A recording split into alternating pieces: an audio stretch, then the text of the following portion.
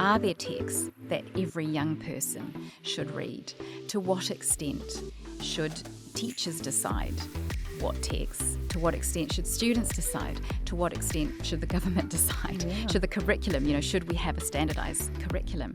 I think that they are very complex questions. Unfortunately, what has happened is that we're in a polarised state, and so you've got the supporters of the original refresh under Labour, and then you've got some supporters or people very much against what the coalition government is trying to do. My sense would be that, in fact, it's probably time to have a slower conversation. Welcome to the Research and Reason podcast. Join us as we discuss the latest research, news and opinion from academics in the Faculty of Arts and Education at the University of Auckland. Kia ora koutou, ko Julianne Evans aho. I'm Julianne Evans, the Media Advisor for the Faculty of Arts and Education. And today I'm talking to Dr. Claudia Rozas, a lecturer in education and a former secondary school teacher with a particular interest in the secondary school English curriculum and its relationship to social equity and the purposes of schooling and education in society generally. Tēnā koe, Claudia. Lovely to have you here. Tēnā koe, Julian, and thank you for having me here. I thought I'd start with the government's recent announcement that they plan to scrap NCEA, which, for those unfamiliar, stands for the National Certificate of Educational Achievement. And it's our main secondary school qualification in New Zealand, and it has been for 20-something years, but not for much longer. So I wondered if we should go back to, say, 2002, when NCEA first came into a great deal of, discussion and debate. Why did that happen in the first place? What was the philosophy behind changing it? And can you run us through what you and I perhaps remember it was replacing in, what our system was when we first went to school? Sure. And of course, in 2002, I was an English teacher, so I remember it really acutely and the kind of debate and discussion that the NCEA, delivered in that moment. So we would all go away and have staff-only days where we would have, we were all getting trained in order to be able to give life to this new qualification. By and large, I think a number of us were quite positive about it. And that's because it was replacing a system that didn't feel as though it was really going to support students, all students, in an equal way. So what we had was an exam-based system, very high stakes. It's the final end-of-year exam. I remember it well. Yes, Yes. Right, we Yes, do. That's I do. right. With a great deal of dread. Yeah. That's right. And you would get a percentage or a letter grade at the end of it. It was school certificate and university entrance, wasn't it? That's yeah. right, and then bursary and Form 7, which is what it would have been when we were at school, Julianne. But so one of the things, for example, is that school certificate, being a written exam-based assessment system, meant that in some cases, for example, in the case of English, it meant that students might in fact be writing about something that they did rather than actually do it, right? So they might write about a speech that they had given during the year. And what they would be given a grade on would be the extent to which they could write about how they gave a speech rather than actually be graded on giving a speech, right? Or if they did some research or whatever it might be. So that was one of the issues, I think, with the school certificate, is that because it meant that students had to be writing an exam at the end of the year, it meant that in some cases they might be writing about something that they did. And so ultimately it meant that their grade was based on their capacity to express what they had done in writing rather than actually being able to give a speech or conduct research or whatever it might be. Which tests so many other kinds of abilities. Well, that's doesn't right. It? It's a very separate skill, right? Yeah. The oracy and the capacity to engage an audience or something like that is To have good ideas. To engage, right? And to express them in a way orally, which is not the same because oral language and written language are quite different. So that was one of the things. There was also the very odd sixth form certificate situation where whatever grades were generated from across the board in terms of school certificate, those were the grades that you had to keep then reuse for sixth form certificate, which was an internally assessed certificate at the time. So that's quite an oddity, really, that whatever grades, were produced in School C. When you were 15? When you were 15, yeah. those were the grades that were going to be available to your cohort in the sixth form. So that was another oddity. But it was also the idea that what does a percentage mean? So if you got 70% for geography, what does it tell anybody about what you know and what you can do, right? Similarly, 50% for English and so on. What is that really showing anybody? So that was an attempt also to rectify that.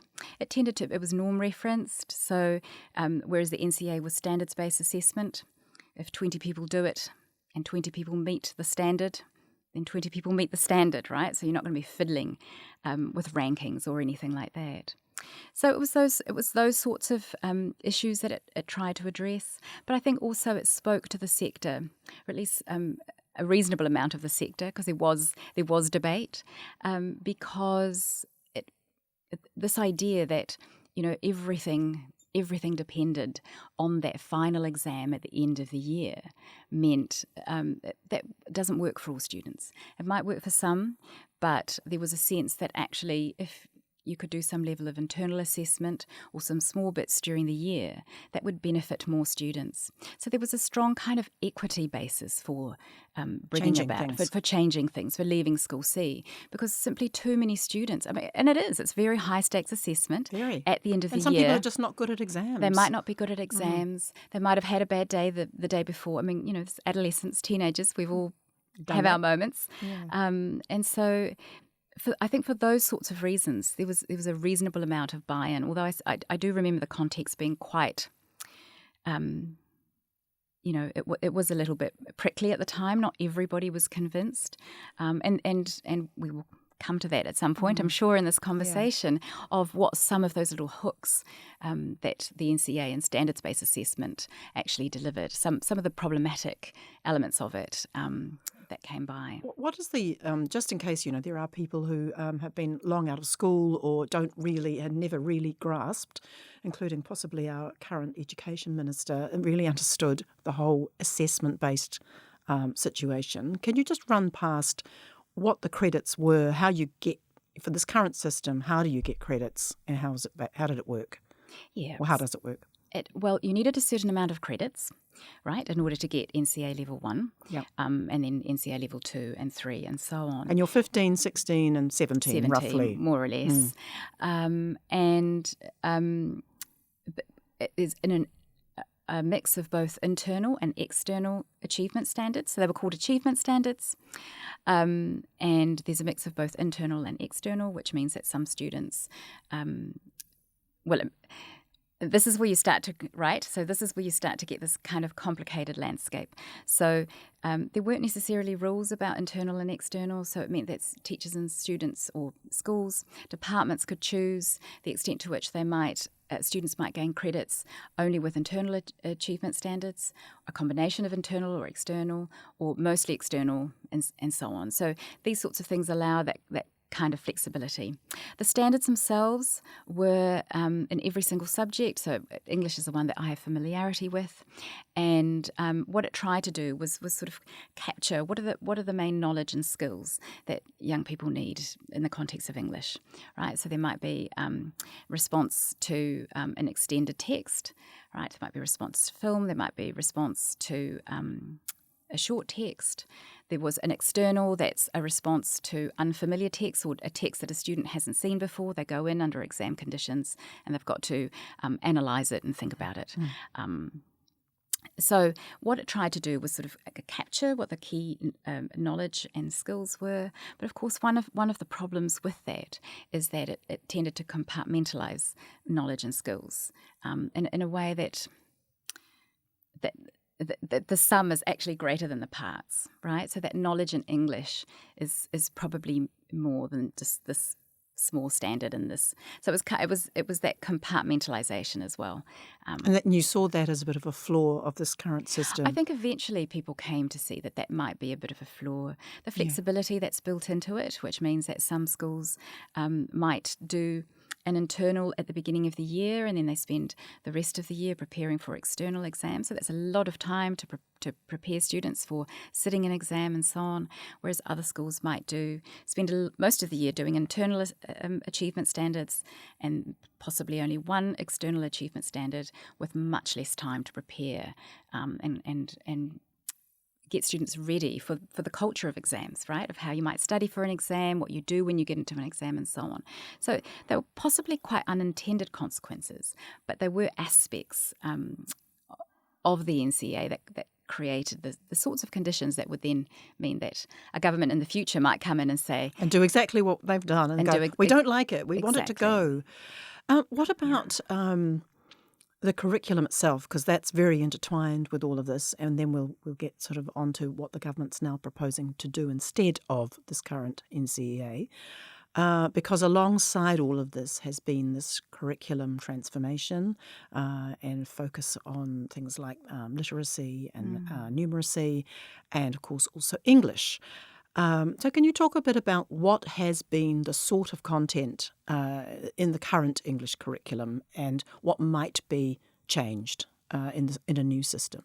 This government and the Minister for Education, Erica Stanford, have clearly come in with the sense that things for about 20 years have not been right, and that a level of wholesale change is needed. So it's important to have that in mind, that that's been a really dominant narrative in terms of how the minister is talking about things, right? That things have been too loose, too flexible. Standards have slipped.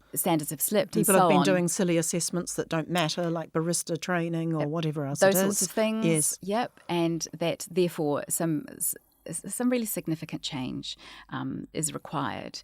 And so there has been the curriculum refresh, and then that was originally started under the previous Labour government, and now you've got the refresh of the refresh, led by this government.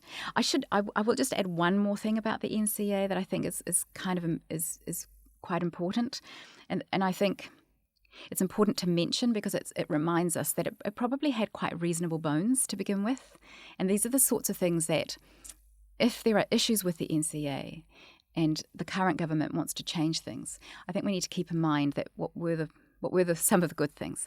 One of the good things about the NCEA is that it had quite a strong focus on formative teaching and learning, right? What we mean by that, formative, so you've got your summative assessment, that's the high stakes exam at the end of the year. Win or lose, that's it. You go in, that's the grade that you get. Formative assessment is the idea that you're assessing for learning rather than of learning, right? So the NCEA was supposed to be this idea that had a stronger focus on process rather than product, and that the teacher alongside the student would be giving feedback and so on, and helping students to reach the standard. Now, in terms of the coalition government or the critics of the NCEA, they might look at that and say, well, that's where it gets a bit wobbly because the teacher's coming in and sort of what kind of feedback? What if this teacher gives a little bit of feedback? What if this teacher gives a lot of feedback, and so on, right? So that's where critics of the NCEA might see that as a potential problem of the NCEA and standards-based assessment, formative assessment. But of course, it is good teaching and learning that the teacher is giving feedback to the student as part of the process of learning and helping them get there. Why would somebody not think that was a good idea, just as a matter of interest? Why isn't that what a teacher is supposed to do? It's absolutely what a teacher is supposed to do. I think it comes back to issues of consistency, variability, privilege above, one above another, that sort of thing. Yes, there is. I mean, it's kind of old school, right? That's our generation, and backwards is that the exam was kind of the gold standard. That's how you tested and knew whether people had learnt something or not.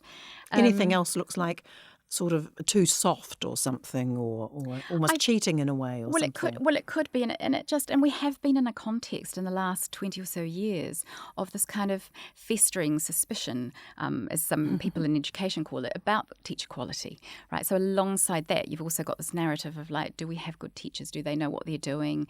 There is this, we've been in a competitive environment for the last 20, 30 years. Tomorrow, in fact, more so with tomorrow schools, the idea that competition is good for education. It's going to sort out the good schools, the bad from the bad schools, good teachers from bad teachers, and so on. So that's also kind of festering alongside that sense that in the public that people might think, well, do we trust teachers to be assessing properly, and so on. So that's probably something to keep in mind. And then, of course, you had quite prominent schools, some of them which were, a lot of them, which are very prominent, privileged, wealthy schools who from the beginning rejected the NCEA and they were embracing things like the International Baccalaureate or Cambridge.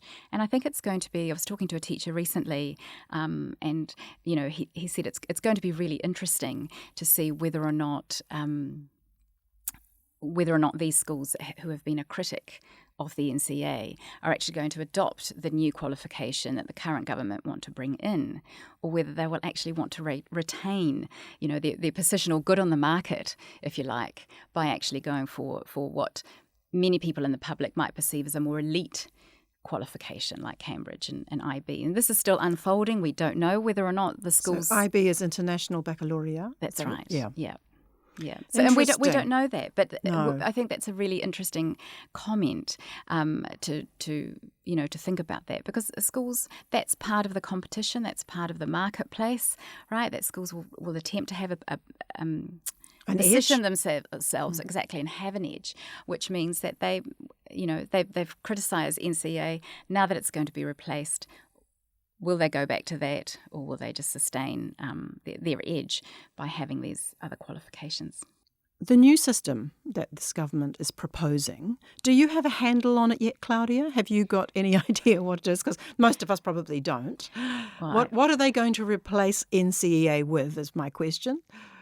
Right. Well, that's a very good question. I don't have any insider information. I only have what they put out, the proposal to replace NCEA with new national qualifications, which is a discussion document that we have until the 15th of September to respond to. So, first of all, they want to eliminate NCEA Level 1, which is in Year 11, and replace it with a foundation certificate that will focus primarily on literacy and numeracy, or the kura equivalents for and kura kaupapa Māori schools. And then for Year 12, it's going to be the New Zealand Certificate of Education. Year 13, the New Zealand Advanced Certificate of Education. So those are the names, but do you have any sense that where the direction's going to go? Because it seems like we're going back to away from these assessments throughout the year kind of scenarios and back towards weighting a lot on these big exams. Is that your sense of it? At the moment, it seems that there will still be a mix of internal and external achievement standards. There will be far fewer achievement standards, which is actually in keeping with the review of achievement standards that had already been started with the previous Labour government. And I actually had a very small amount of involvement in that with the Level 2 review of achievement standards for English. They were ready to go last year, and only a week after they were ready to go, the Minister announced that all of that was being halted, clearly because they had much bigger plans for the NCEA. So what they're talking about is, those new three things.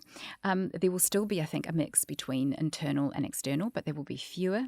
And my sense is that there will probably be a greater weighting on the external exams, the high stakes exams. That's a thing that just makes people feel good. It makes the public feel good. That it's more rigorous. And they're going to be marked by AI apparently. Well, did you hear that as well? Well, yes, and that's another a whole can of worms. I know that's another podcast, probably. But some of the things, and looking at the discussion document, I was having a read of it and sort of trying to distill what's sort of the bigger ideas behind it, right? And so one of the things that the reason that they're giving for bringing about change is the level of inconsistency and the flexibility. So the very thing that I think made the sector embrace the NCEA, which is its flexibility, is what is now being identified as a problem. And I have to say that my view is that it has become a problem, and it's quite possibly an unintended problem. And there will be many, many reasons for the level of inconsistencies and variabilities between schools. But it is actually a problem in terms of student learning, you've felt? I think that it is. I mean, my only sense of data has been with secondary English, Year 11, external achievement standards, so it's relatively bespoke set of data, but that data paints a really concerning image about that sort of a very strong correlation between opportunities to engage with external assessment that correlates with the decile rating or the socioeconomic status of the school, right? So there are fewer opportunities to engage with. There have been, in the past, fewer opportunities for students in low socioeconomic status communities and schools to engage with external achievement standards. As I say, that's quite a bespoke set of data. And so therefore they have done not as well. Is that what you're saying? They've had different opportunities. They've had access to different kinds of assessment opportunities. And that in itself is an access to content, access to learning opportunities, access to assessment. That in itself is something that's quite important to think about if we want to think about equity in education. So the NCEA has, to some degree, has given us an illusion of greater equity because teachers can design or can package particular achievement standards and so on together for different groups of students. So it provides a kind of illusion of equity. But if you're having persistent patterns that show that some groups of students simply don't have access to particular types of assessments or content or knowledge and so on, then it's not equitable. Then it might not be equitable, right? But I say these things very gently. Teachers work very, very hard in schools. And they do their best. And they do their best. And what these things show is they're saying something to us about bigger, broader structural issues that exist in society, right? Bigger, broader inequalities. And what teachers are trying to do is to mitigate against them. And the NCEA has allowed them to do that to some degree. But I do think that it is time to think about the limits of the extent to which it's allowed them to do that. So we could be doing better. Coming into curriculum stuff, because I know that's another area of real interest for you. An obsession. Yes. What should we be teaching our English students at high school level? Because we've had lots of different ideas on that. We've had people saying we've got to focus more on our Māori and Pacific writers, which we have done as well, and then to the detriment of others saying, but what about Shakespeare? What about all the old classics? We still have to care about those. Where are we up to with all of that, in your view? I think here, if we think curriculum and the NCEA, so these two things coming together in the context of knowledge, I would say that both the current curriculum that we've currently got now, so none of the recent refreshes, but what we've got now, plus the NCEA, I would actually argue that they have been quite savage with knowledge and content. Right? As in not ideal. Both the curriculum structure and the assessment structure maximise choice and flexibility, right? And so when you do that, that's where it can be quite, in my view, quite savage in relation to knowledge and content, because then you haven't made a decision about what every young person in New Zealand and Aotearoa New Zealand should know, right, and be able to do, because that's now left up to schools. And you've got a mutually reinforcing curriculum and assessment structure. So what this government currently wants to do, both in the context of curriculum and the new assessment qualification, is to have something that has a stronger focus on knowledge. And in fact, the way that they're talking about the new qualification in the discussion document is that it would be subject-led, that there would be more coherence, because otherwise more certainty, more standardisation. I mean, I think that's probably the key in terms of both the curriculum and the qualification. So they certainly want to put that into the new qualification, that it would be subject-led approach. That they use that sentence a lot. I'm not sure entirely what that means, but I guess it would be the idea that there would be a core set of achievement standards that wouldn't be called achievement standards, but a core set of assessment that everybody would do that would cover the sort of the expansiveness of the subject, rather than we're only going to focus on film and we're only going to do this and we won't do writing or we won't read a novel or something like that. In terms of the curriculum, it's a tussle between two attempts to deal with the knowledge question, and we've probably been in that equity space for a long time within the sector. So both the New Zealand curriculum and the NCEA have spoken to the sector in terms of giving that appearance of equity and so on. In what sort of way do you mean? The idea that it can be tailored to students of student needs, right? And Not a one size fits all. Okay. So that provide and it is to some degree an equity, right? It is doing that because not all students are the same and so on. But it's just that unfortunately it's created the conditions for, in my view, too much variability and too much flexibility. So that's in terms of both the assessment and the curriculum.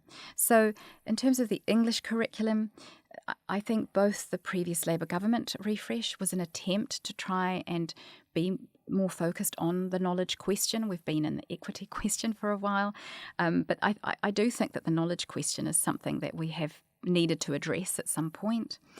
And the previous Labour government did it in a way that was focused around te tiriti and the need. That, it means te tiriti o Waitangi for people who don't know. That's right, our founding document, the Treaty of Waitangi, yes. And to support Māori language and Māori knowledge, right? So te reo Māori and mātauranga Māori. And so it attempted to do it that way. And now you've got this government who's refreshed the refresh and what they want to do with English. They call it knowledge rich. That's been quite a contentious term, hasn't it? It's a very contentious term because people say, well, whose knowledge?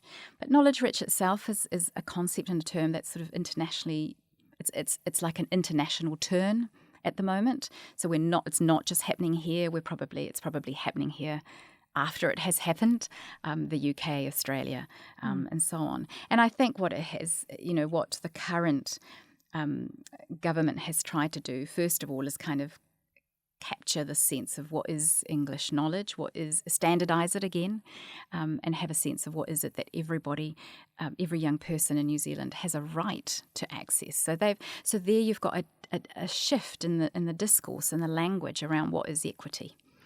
Right. Could you give us some practical examples? Because I think a lot of us are way out of the picture. We don't even really know what anybody learns in the English curriculum. Can you name some names and just tell us, what poems are people reading? What books are people reading? What plays are people studying? Because I just don't know. No, and if you're talking about at the moment, I also don't know because it's been a but very in the long past, time. What have your perceptions been? Well, I can talk about when I was a teacher a very long time ago. No, please do. And I was teaching in a school in Mangere East, which is in South Auckland. Auckland, so a low socioeconomic status community. And we tried very hard at the time to be very culturally responsive in our choice of texts.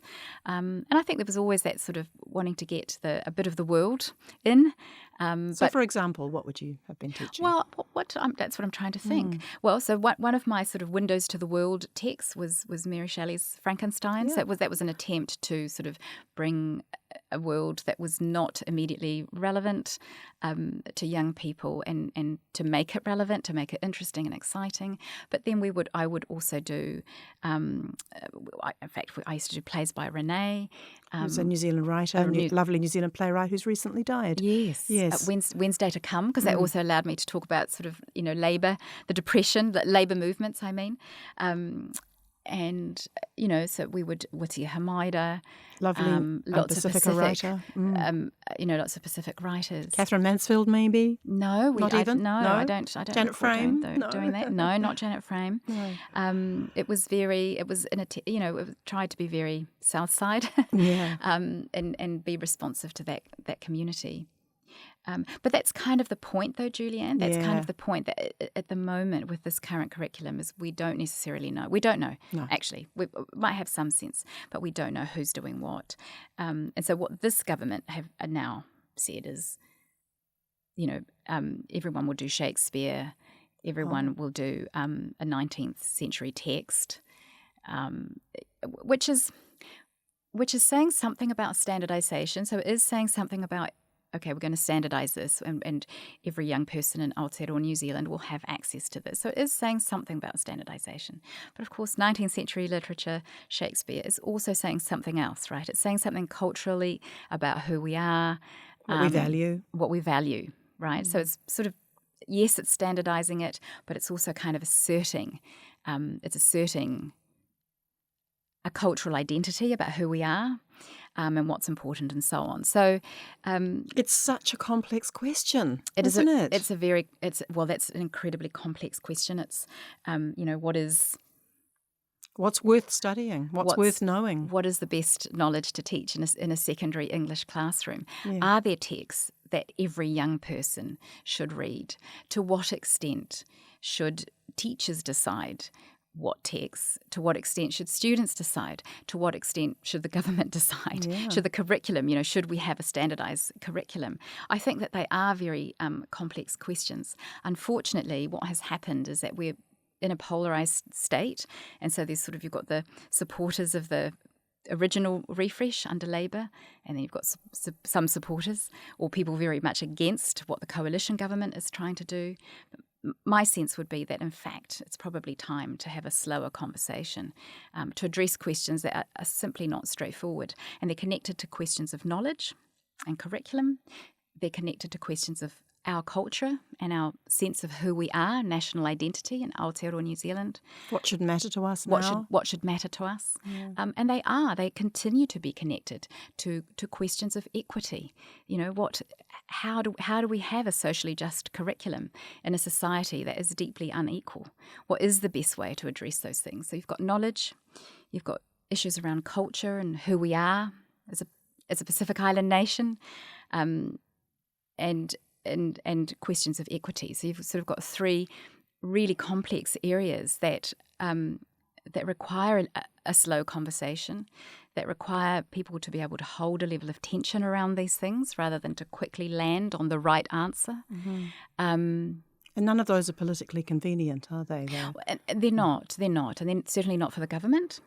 They're not for the government. But I think also the sector for a long time, with the help of faculties of education, have, for a while they have arrived at a place where there's a sense of this is the right thing to do, and a lot of those things probably are the right thing to do. But my sense is that the answer, if there is an answer, is more complex than that. So I mean, my plea at the moment would be for a much more slowed down conversation, and to kind of bring a level of respect for what are incredibly complex questions. That's a great way to stop. Thank you so much. It was very great talking to you. Thank you, Claudia. Thanks, Julianne. Lovely to be here. You've been listening to the Research and Reason podcast. Stay up to date with the Faculty of Arts and Education by following us on social media.